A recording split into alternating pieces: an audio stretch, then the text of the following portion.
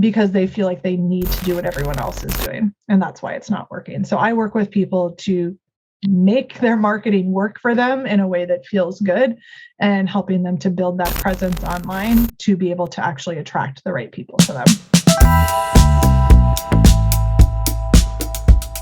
Welcome to another installment of the Perspective Podcast. My name is Devin, and our co-host Mitch Harley is preoccupied for this interview, so we're just going to be running things ourselves today. I have the wonderful Lori Konkler on this episode, and today we're going to explore a number of really great ideas. But before we kind of get into the meat and potatoes of everything, Lori, welcome to the show. Thank you. Thank you for having me. Happy to be here. Yeah, it's a pleasure. I'm excited to get some of that value that's locked up in your mind out of there. But for the viewers who have no context, can you tell us a little bit about who you are, where you came from, and what you're up to? Well, my name, as you said, is Lori Konkler. I am a digital nomad, a business and personal brand success coach, and the founder of the Zennial Traveler Coaching and Marketing Agency. As a digital nomad, for those who aren't familiar with that term, I think this day and age, most people are, but meaning technically I am homeless. My husband and I kind of roam about a little bit, travel full time. Right now I am back visiting some friends and family in Wisconsin, but we go around to different places such as, Arizona, Mexico, the Caribbean, more to come this year, I hope. And I work as a coach and agency owner. I work with coaches and consultants to build and or grow sustainable remote first businesses, because most of our clients and our audience are people who are really interested in that remote first lifestyle and being able to live and work from anywhere in the world like I do. And I work with my clients to help them kind of tap into that personal power that they have and to gain confidence so that they can attract their dream clients through authentic and aligned marketing strategies. Wow, a lot to unpack there. Okay, first, just for my own pleasure here, when you say digital nomad and you kind of opened up with I'm homeless, that might be scary to some people. Granted, I subscribe to the digital nomad lifestyle, and it is something that I am also working on creating for myself. But let's unpack that a little bit. Do you live in a van? Do you do Airbnbs? Do you do short-term rentals? How do you manage the logistics of, I guess, having no home base? Well, a little of all of it. We haven't done van life. We have done the RV thing, though. We, just kind of depending on where we are going or where we want to be, look at what option is best for us. So my husband and I did talk about van life a few years back. And then we came to Arizona back in 2020 to spend some time exploring the southwestern part of the U.S. This was just at the beginning of COVID, and had planned to spend like a month doing the RV thing in Arizona and spending some time with my parents who spend their winters there. And after that month, we ended up staying actually a year in Arizona rather than a month with COVID. And just kind of taking weekend trips. But it was about a month in that RV before we both realized we're never doing van life. So kudos to those of you that can manage that. It is not me, unless it's me on my own or I'm not working. But we have done the RV life. We definitely do the Airbnb. We, house sit or have just been staying in friends and family houses when they're not there. Like, for instance, my in-laws have we're very blessed that they have kind of a summer cabin where they like to spend their summers. So we come take care of their other house in the summer, and then we can visit our family in the area and take care of their house and have some place to stay. But if we don't know anybody or don't have a house sit, then we would do an Airbnb typically. Well, okay, so you touched on something else there too, as you were kind of explaining that this the last 2 years, very crazy situation for everybody, just in terms of like, work and life balance and a number of other Mhm. things. And I'm curious to find out how the digital nomad lifestyle made it easier or harder for you to kind of navigate the craziness that has been the last couple of years. I guess it depends on the day that you ask me that question, probably. But in one respect, it probably did make it a little more difficult because a lot of people, like, you're um, not necessarily quarantine, but yeah, quarantine for better lack of a better word right now, where we have to be at home. And when you're at home and in the comforts of your own home with all of your own things, that can definitely be nicer, right? Plus, you have more supplies, more things. As we know, there's been a lot of shortages of a lot of things in the last couple of years. So chances are, if you have your own house, you don't need as many things because you have stuff. We don't. We don't have anything really. We 7 years ago sold almost everything that we owned. Um, so it's been a little more challenging that way, but at the same time, uh, we were ahead of the curve. We were already doing this lifestyle before COVID hit, so we knew what it was like. We came into it knowing that we were homeless, and it just was made a little easier by the world jumping on the bandwagon of this remote-based lifestyle. So it's been a blessing and a curse. In terms of my business, I will say though that COVID has made it 1,000% easier because everybody knows what a digital nomad is. It didn't 3 years ago know that. Now they do. Even like our parents and grandparents that might be a little older, right? That they even know what those terms mean now. In fact, I know a few digital nomads that call themselves that and are in their 60s, late 60s even. So, yeah, to answer your question, it has made it both more difficult and easier depending on the day. And I think that a lot of businesses, as you said, you were already kind of ahead of the curve where other businesses had to, in a very short period of time, figure out how to stay in business from a Mhm. distance.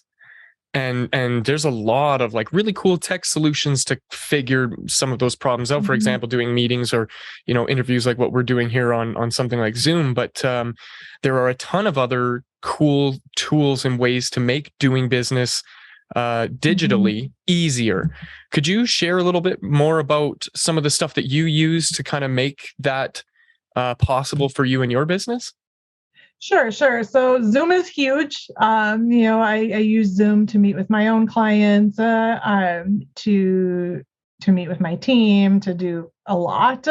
Um, we also utilize Discord, which 3 years ago I had no idea what Discord was. I will tell you that that has come during the pandemic for me, and it has been fantastic. But I mean, a lot of people are familiar with Slack, maybe not as many with Discord for business. And I was, a lot more familiar with Slack, and Discord offers a lot of those same resources. Um, but I feel like it gives you more resources for free than what Slack does, at least right now. And that is where like my company lives. Like that's our office. Basically, Discord is my office. We have meeting room, like virtual meeting rooms where we can meet both clients and with my team. We have all of our team discussions, our text discussions via Discord versus email. So that has been a huge one for our productivity and having a remote team, because I will say at the beginning of COVID, I did not have a team. And now I have 8 people on my team. So I've gone through a lot of growth in the last couple of years. So having tools like that have made that a lot easier. Some other tools that have been really, I think, pivotal for me, is things like Voxer, which again, I don't think is new per se. I just think it's become more used. Text and just voice memos in general, like you can do them on a lot of different platforms, but Voxer is like dedicated to just that. Well, you can do text, but primarily that voice messaging concept. And when we are remote, it is really, really easy to not have to talk to anybody or, show up in that way. But at the same time, a lot of us miss that personal connection that we got in person.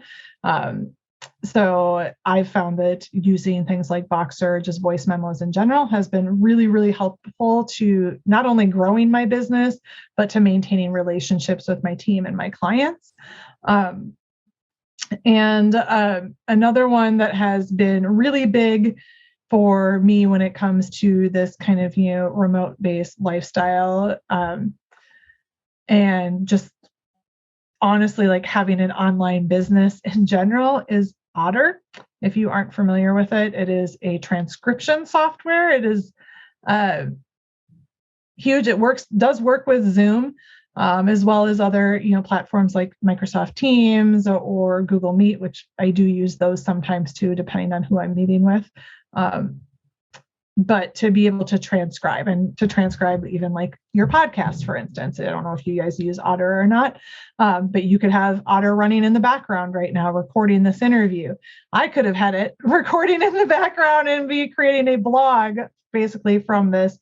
And it just makes it really easy to repurpose content and to easily and quickly take, like meeting notes and minutes, which is so much more important in this virtual world, because it seems a lot, when you have people in different time zones that aren't able to attend a meeting because, it's at 3:00 in the morning their time, when you're able to just quickly transcribe it, they can review the notes, see where they might have missed something, and then like go to that exact spot in your recording, versus wasting an hour of their time watching an entire recording when only 5 minutes was really relevant to them. So it's been pivotal. I cannot say that word today for some reason, in so many ways. It sounds like you've really worked hard on figuring out ways to bridge that gap between working remote but still being connected through using some of those technologies. Absolutely. And that's a super important part of being successful in an online business for most people. Not everybody. Some people really thrive on, working alone and don't care about those, the growing the team and all of that. But it is really important to have those resources to make life on a remote basis easy and also comfortable for us. Another one that I did forget to mention that I want to just do a quick shout out to is something called Power Hour, which is a virtual co-working space. So it's online co-working and networking for entrepreneurs. And that has been huge for my business, as well as just that socialization aspect of getting to know other people and connecting with other people when we don't necessarily feel comfortable being in person with people. I think I don't want to speak for other people, but they may resonate with this idea of like, the reason I became an entrepreneur was because I really found it attractive, the idea of working autonomously. Here's the goal, here's the mission, get us there. And as long as that happens, you can do whatever you want. And I think that that's what I find really attractive, again, about the digital nomad lifestyle, is that, yeah, I can do the work that I need to do, but I don't need to be specifically in an office to be able to accomplish that, which has left a lot of room for me to spend time with my son, spend time with my girlfriend, the rest of my family. We just got back from a camping trip. We spent 4 days up in the mountains, just, getting back to nature and reconnecting and unplugging, because I think that's really important. Just in terms of like, it's really easy to get lost in the devices and in the tools and in that flow and not have that balance that it takes to, be able to enjoy the things that you're working for, right? So I'm curious for you, how do you maintain some level of balance in your life, being that you can and probably do work anytime, anywhere? Yes, I do, and I can. And again, blessing and a curse sometimes, especially when you really love what you do, because you don't have to leave your work at the office because it's your office is your home. But the freedom of this type of lifestyle and being an entrepreneur and being in control of your lifestyle, and even honestly for remote workers that aren't entrepreneurs. Oh, sorry. I don't know what just happened there. Okay. Even, for those that are just working remotely, you can have this to a point, but especially as entrepreneurs, it is that we have the freedom to just shut down. We have the freedom to turn off our computer, or we have the freedom to take it with us. And that is the joy of what I do and what I've built for myself. Is it's not necessarily that I'm not working, and I'll admit the 4-hour work week, I'm sure you're familiar with that book. It was a big inspiration for me, like in this journey. But I don't think I've had a 4-hour work week yet, but I could if I wanted to. And that's the point. And the point is, if I wanted to only work 4 hours this week and to take the rest of my time with my family and friends, I know that I could. And I have the freedom to do that. I have the freedom, last week to take an afternoon off because I had a doctor's appointment, or, this weekend to like you did, unplug and just take some time to spend with our family. And my nephews and my brother and sister-in-law are in town, so that we're able to spend some time with them and actually, spend quality time. So there isn't necessarily like a one size fits all method, I don't think, for how you make that happen, but it's the fact that you have the ability to make space in your schedule for anything that you want. And you can do that. It is a bit of a mindset piece too, going from that entrepreneur to from the employee to the entrepreneur mindset of feeling like you can, because a lot of new entrepreneurs, when they first start out, do not feel as though they can take that time, but you can. Whether you tell yourself you can or you can't, you absolutely can, and you do have that freedom from day one.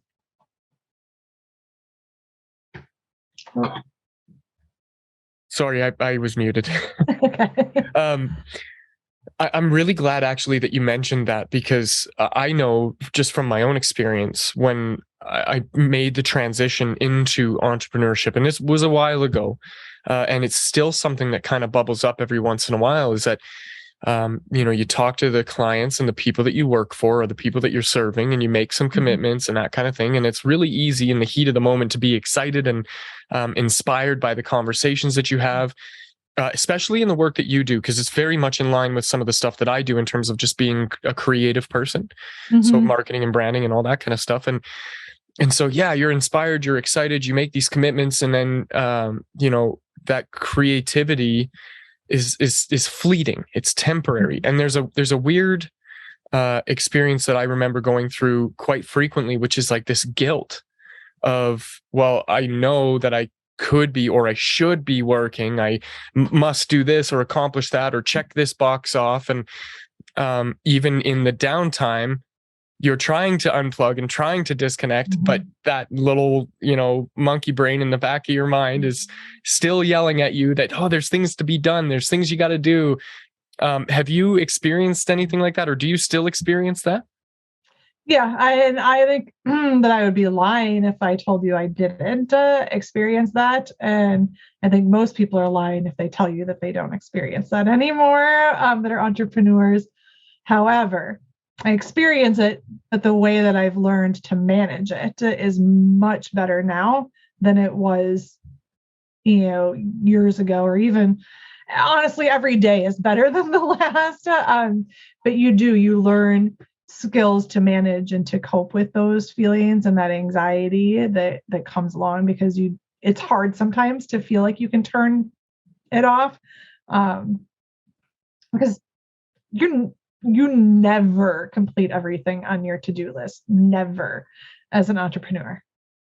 That's And funny. I have a things I get to do list. And I changed the phrasing of it for one simple reason. I think that language is incredibly powerful. And if we use it as a tool, it can help us rather than hinder us. And so it's my things I get to do list. And you're right. You have to become comfortable with chaos because it is an ongoing nonstop. Everybody's got a fire that needs to put out.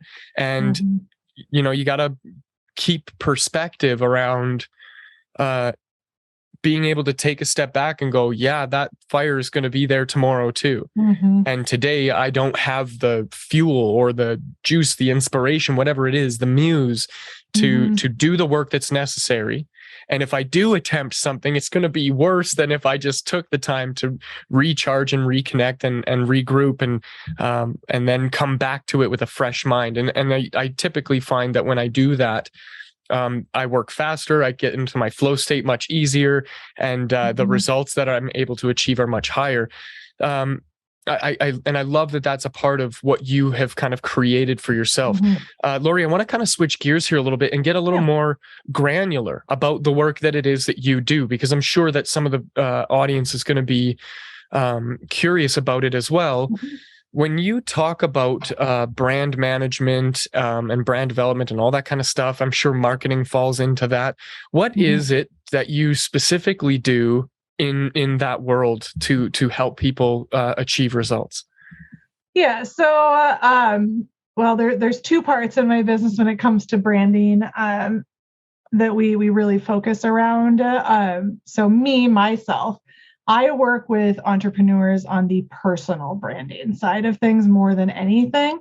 On the agency side, I do have a designer that where we offer actual like branding services. Come in, get your logo, and the actual creative side of it, and like the tangible piece that you can see with your brand. But when it comes to personal branding and what we do, I work with entrepreneurs to really like hone in on what makes them who they are, and becoming comfortable with that, and also teaching them how to then put themselves out there and how to properly speak with their audience and their audience's words, but while also being authentic to themselves. Because your personal brand is what sets you apart, really, from others in the field, because there's like a million marketing agencies, right? There's a million business coaches out there right now. But what sets me apart is me, that the services that I offer aren't, necessarily super different than someone else who's a business coach or a personal brand success coach. But what does set me apart is the way that I work with people in my brand and what attracts people to want to work with me. And a lot of people, they show up online, especially new entrepreneurs, but not only new. They show up online. A lot of times they don't even have pictures of themselves, or they're just like, even if they do, they have pictures or reels or whatever, or TikTok, but they're just doing what everyone else is doing and they're not being themselves. And then they are constantly asking themselves and me, why isn't this working? I've tried XYZ. I've done the, messaging people in the DMs, or I'm doing reels, or I'm doing this, and it's not working. I'm not getting any clients. I'm not getting any results from this. And 99.9% of the time, I can guess what the problem is before I ever even look at their social media or talk to them in any, depth. And it is that they are not showing up authentically as themselves, and they are not speaking their client's language, meaning not like English or Spanish or Chinese, it's that they're not utilizing the words that their clients would use, and they don't really understand who their audience is to know how to properly speak to them. And they're also not comfortable enough with themselves to be true to themselves and to show up in an authentic way, and to let, as I like to say it, let their freak flag fly. because they feel like they need to do what everyone else is doing. And that's why it's not working. So I work with people to make their marketing work for them in a way that feels good, and helping them to build that presence online to be able to actually attract the right people to them. That's such a wonderful mission to be a part of. I had a conversation with a client late last week, and we were talking about how we were going to roll out this latest project that he has been working on. And when it kind of came to like discussing, the branding and the marketing, and more specifically the personal branding stuff, his go-to was, okay, I really got to work on creating this character, and all these ideas of who this character was going to embody. And I had to stop him midway through, as quickly as I could, midway through that first little introductory sentence. And I said, listen, how long do you think that you can keep up that act, that facade, that character? And I'm not opposed to it. There are tons and tons of characters out there that, as a personal brand, do very, very well. There are some iconic ones like Mr. Bean, that are timeless, or Chaplin. But more recently, there are guys like Dr. Disrespect or Tim the Tatman, or, Stone Mountain 64. These are gaming guys who their brands are kind of built on these characters that they created. But it's not what works every single time. And the fact that if you can't be that character authentically, you're going to reach a level of exhaustion in terms of how you continue to present yourself. And I know that this has happened a number of times. Dr. Disrespect's a perfect example of this. And if you don't know anything about gaming, he came out as a guy who's just rude to everybody. And that's the character. He is a bit of a jerk. But it is because, or for the purposes of humor and entertainment. But most recently, he did come out and he said in an interview, he's like, this guy that I have had to kind of become, it just drains a lot of energy out of me, because I'm not typically a jerk. I am a very compassionate and empathetic person, and I find it's growing more and more difficult to become, or to maintain this character. And so there may be, and he was kind of alluding to, there may be a brand shift in the near future. And so that's exactly what you're pointing at. Is that right? Yep, exactly. And that happens like so frequently, and I see it happen to my clients.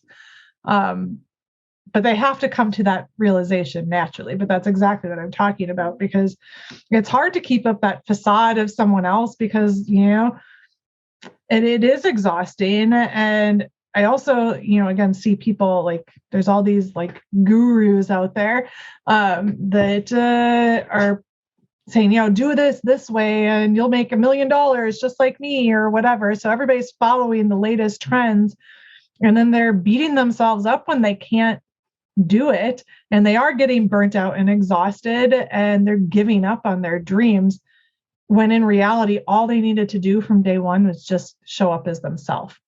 And they never did it. And they give up before they realize it. Right. I do see that. And it just pains me to see that, because I can tell people to show up authentically as much as I want. And they can say that they're listening as much as they want, but it has to come naturally to them. I was trying my best, and if Mitch was here, he'd back me up on this. I was trying my best to really stay focused on, just the tangibles, the strategies and things like that, because what ends up happening in almost 98% of our conversations with anybody is that there is a deeper level of personal development that always just kind of bubbles to the surface. And here we are, Lori, you have taken me right to the mouth of the volcano here. And it really does point at being comfortable with yourself and knowing who you are and the value that you bring, and then being able to now shift the focus off of self over to the people that you're serving. There's an old proverb that goes something like, and I'm butchering this, but in order to help yourself, sometimes you have to help others. And so when I'm, initially starting to work with a client or with a prospect, I have two really, really simple questions that I ask them. Who are you helping? And what are you helping them with? And from that top level thing. It's like the tip of the iceberg. Now we can really, really go deep into the language and the imagery and the messaging that will allow you to connect with the customers, connect with the people that you hope to serve. And there's a whole other deeper layer to this in terms of your ability to tell a good story and connect with your audience. And there's always this, it always comes back to the hero's journey. I know that that's not unfamiliar to you, as I'm sure many others, that the hero's journey. And here's where I see everybody get it wrong. And I'd love to see your perspective on this. People start the hero's journey in trying to share their own story. And although frequently their stories will connect with people like them, sometimes people like them aren't who they're serving. And so it uncovers a disconnect between the people that they're hoping to serve. And the huge shift happened for me when I met Sam Cook, and he runs Story Funnels, and now Sanity Desk and a number of other really cool tools. But his shift for me that really made a big difference for me is, you're not the hero. The people you intend to serve are the hero. Is that something that you found in terms of like messaging when you've worked with clients? Is that there's a bit of a disconnect there? Yeah. And I mean, honestly, most of my clients, whether right up front or eventually, end up realizing that they just want to serve people who are like them, so that they are the hero and the other person is the hero, right? And the people they want to serve, because it's a lot easier to connect with the people that are like you. But yeah, absolutely. There's a big disconnect there when it comes to those conversations, and who is the real hero in that journey. And you're right, it isn't necessarily us when we put all that focus on us, but it is about our audience and showing up in a way that resonates with them. And I see a big disconnect from that a lot of times, because you're showing up, if you don't have an audience that is like you, and it's okay, you don't have to, but it's so much easier to connect with them authentically, early on, because that disconnect, if you don't understand what they're thinking, what they're saying, what they're doing, their why, it's going to be really, really difficult for you to make that connection with them. And not impossible, because again, companies do it all the time. But especially when you're new coming into this, I see a lot of new entrepreneurs kind of gravitating towards those people that are more like them because of this, I think, because it just makes for an easier journey for you if you can resonate with those people. Yeah, that's really cool. So what do you do then to help the people that you work with go deeper like that and to come up with some of those solutions and ideas? Well, market research. I know a lot of entrepreneurs really hate the idea of that, but first, before we get to that point, it's understanding your why and the why, like why you are doing this and who you truly want to help, and understanding why you want to help that segment. Are you just picking people because you think it's easy, or because you really want to help those people, right? Like I had a client once who was going after landscapers and other like blue collar businesses. She's in the marketing field, right? So, and she did that because she's worked with those people in past jobs. But then when she was wanting to actually like start doing the research around them and talking to them, like she just found that it was like feeling so off for her, and like the people were just pushy and like they weren't her people. She just found like that she hated talking to them. And that's no good for anybody. No. And luckily, she did realize this early on in our journey. Unfortunately for her, she had been going after this segment for a year plus before we were working together.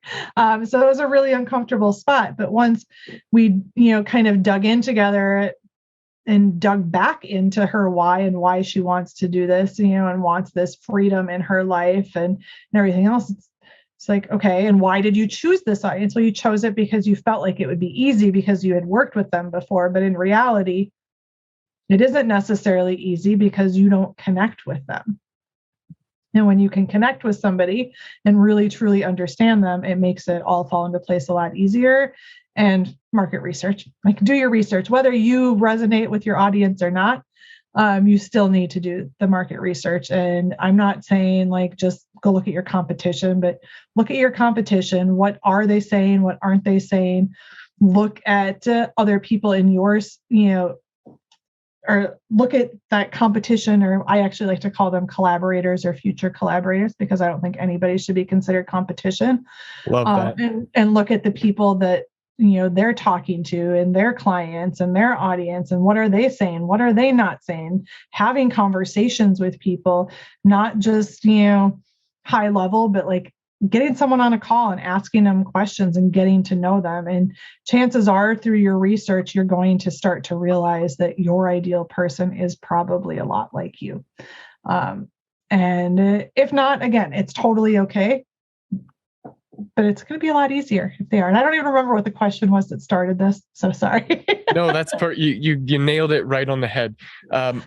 And I kind of want to dig a little bit deeper into the market research thing, because this is something like, do your market research. When I was at the beginning stages of developing my own agency, I was like, well, what is market research? What does that even mean? I don't understand. And so I had to go through a very steep learning curve to understand how to do it and how to do it effectively. So I'm going to try and share what my experience was. And I just want to get your feedback on whether or not that's the right direction for somebody to take, or if there's something else that you can kind of add to that to make a difference here. So it started with the inspiration coming from, and I'm pretty sure it was Gymshark. What Gymshark did was they wanted to create a superior product, but the problem is that the products that they wanted to create have already been created 100,000 different ways till Tuesday. So what they did was they went on Amazon and they looked up something very specific and looked at all of the reviews of that specific product. So let's just say they were leggings. So they looked at all of the gym-related leggings and went and looked at all the reviews and looked for the negative ones. So what they found was that each one of these different products, there were some common complaints about the product. So they wrote all that stuff down. They took that information. They went to the supplier and they said, hey, we want to do this exact same thing, but can you fix this, this, and this for our product? And so they, back and forth, couple of samples later, they figured out how to resolve those issues. And then they launched the new brand. And when they went to go launch it, the negative reviews actually helped shape the messaging of the marketing, which is basically like new and improved leggings that don't have this, this, and this as a problem. And they did a lead magnet and a bunch of other stuff, come check this out, free sample, whatever. And we all know them to be a 9 or 10 figure business now. But what that did for me was it kind of inspired me to go and look at some of the, as you said, the collaborators in our space, look at what people were liking about it and what they weren't liking about it. And then I kind of used that information to create my own type of product. Now, the first time I did it, I absolutely fell flat on my face, complete and absolute failure, all because of one simple, silly thing that I wanted to just change the way the words were to make it sound like it was brand new and exciting. What I ended up doing was alienating myself and not even being able to fit into the niche that I was trying to get. What I love to do is just content creation for the purposes of marketing, and we have the marketing programs to back that up now, but trying to call it a sustainable content model is just completely lost on people. They're like, we have no idea what you're talking about. So it made it more difficult, but that therein was part of my own personal market research. So what was I on the mark there and what I did, and how can you help shape that for somebody else that's listening to be a little bit better in the process? Yeah, absolutely. And I would say, yes, that's absolutely part of that. And, and I say market research broadly too, because it's also about market intelligence. And, it's just about getting to know um, your ideal clients or customers. So what you did, absolutely, because you went out and you looked at the competition or future collaborators, right? And you saw what their customers were saying about them. And you were seeing what they were saying that they liked, but also what they said that they disliked about those products. So you could create something that solved their problem. And then you could also speak to them using the language that they used in those reviews. So yeah, 100%. Now, what I would say could take this to a whole nother level would be to act, especially, in like service-based industries like coaching, consulting, etc., agencies, is to actually go out and talk to the people, not just reviews, but like literally talk to them. So whether you are posting something on social media and just getting comments, which that's like low level, you should be doing at least that, or whether you're getting people to take surveys, or like even better is having actual interviews with people and then asking them a series of questions around, your product or service, to really, really hone in on the language that they are using when they're talking about things, what's important to them, what's not important, etc. Because the more we can understand that client or customer perspective, just like you saw in those comments, the better results we're going to be able to provide for people. And the more we can cater our products and services towards their needs. So it's like what you did is great. And great with just, being able to do that without having to go, do a survey or get an interview with just information that's right there available to you. But when you can take it to that next level and actually start having conversations with people, it's really powerful. And I see a lot of people skipping all of this, not just what you did or what I'm saying, but like skipping all of this. So you need to at least be doing some portion of any of the things that you or I have said. You have to at least be doing part of that. But I think, when you can take it to that next level and really actually get directly connected with people, again, whether in the form of a survey or an interview, either one is fine. You're just going to get even better results because it's specific to, like, you're going out and you're like connecting with actual people. I'm not saying that those comments aren't real people, but you don't really know, right? When it comes to reviews, you don't know that the competitor didn't like pay somebody to go do 1,000 negative reviews, and you don't, when all they have is positive reviews, you don't know that they didn't pay people, because that is a thing, guys. Companies are paying for people to give them positive reviews. So yeah, there's a lot of sketchy things that go on the internet. There absolutely is. So when you can talk to a real human being and get real feedback, it's powerful, right? Yeah, this is actually perfect timing. We're kind of reaching the end of the program, and I just want to let you know I appreciate your time and knowledge and expertise, and for sharing what you have so far. Our last ask here is we kind of like to do a recommended reading segment where we provide the viewers with something, a resource that they can go out and consume that will help them get a little bit more clear in their own journey as they go through things. So I'm going to kind of go first, and then I'll let you have the last word here. In the vein of doing the best possible market research that you can for your business, whether you're brand new or you've been doing business for 10 years, having your finger on the pulse, I think really, really helps. And so you reminded me of a book called Ask by Ryan Levesque. And it's incredibly powerful, basically ad campaign that you set up where you go out to who you hope to serve and you ask them some very poignant questions so that you can get really, really clear on understanding what it is, that is going on in the world of your prospects.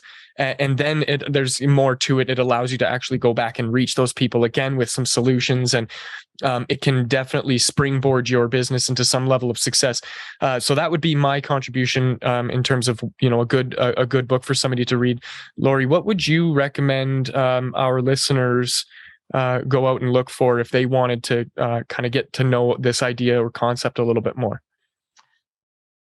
Well, I'll give a shout out to myself first, because I do have, it's a short book, about like 50 pages or so. It's called The Modern Cash Flow Blueprint, and it's specifically around, how to accelerate your remote business without paid advertising, and really, focuses in on how to do this with the help of your personal brand. So we kind of dig into a lot of this, and not necessarily specific to the market research side of things, but just a recommended read for entrepreneurs in general. One of my favorites, it's called The Obstacle is the Way. And it, kind of goes back to more of like what we were talking about earlier in the conversation, I think, too, when it comes to like being able to manage and overcome some of these feelings that we have as entrepreneurs, and really understanding that the obstacles that present themselves in our path aren't necessarily a bad thing. Our failures aren't a bad thing. They are obstacles. They are part of what makes us who we are, and they are part of our success story. And The Obstacle is the Way. Ryan, oh my gosh. Ryan Holiday. Yes. Ryan is a huge part of my own personal library. I'm happy to admit he takes up a lot of real estate in my bookshelves. If anybody knows him and would make an introduction, I'd gladly like to meet that man and just let him know how big of an impact he's had on not just my life, but millions of others' lives. Yes, so obviously I have proof of that too. So if you get him on for an interview, you can bring me on for a panel. Listen, we'll put it all together. Thank you so much for joining us today for this conversation, and I wish you the best of luck. If there was a website or something where people could go and find out more about you, do you have something like that you could share? Sure. It is, my website is xennialtraveler.com, and I'm going to spell that. It is like the THE. Xennial is XENNIALTRAVELER.com. Sorry. I haven't actually, I don't think it's spelled that out loud. We'll make sure it's linked in the show notes as well, so that people don't have to worry about spelling. Yes, Xennial with an X, not a Z, and Traveler with one L, not two. US spelling, not UK. So wonderful. Thank you so much, Lori. Thank you.